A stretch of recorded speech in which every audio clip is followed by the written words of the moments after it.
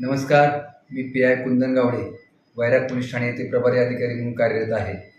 सध्या 1 जानेवारी 2025 ते 31 जानेवारीपर्यंत रस्ता सुरक्षा अभियान अंतर्गत आम्ही विविध कार्यक्रम घेत आहोत.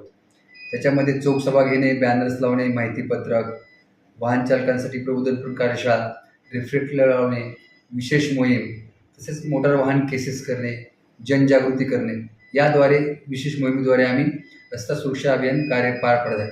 त्यामध्ये ट्रिपल सीट असेल, विना लायसन्स असेल, विना हेल्मेट असेल आणि तसंच त्या इतर वाहनाच्या वाहतुकी संबंधाने जे उल्लंघन करतात त्या अनुषंगाने कारवाई करतो आहोत. सध्या वैराग ते माडा रोडला बरेच वाहन चालक ट्रिप्सीवरती वाहतूक करत असताना मिळून येत आहे.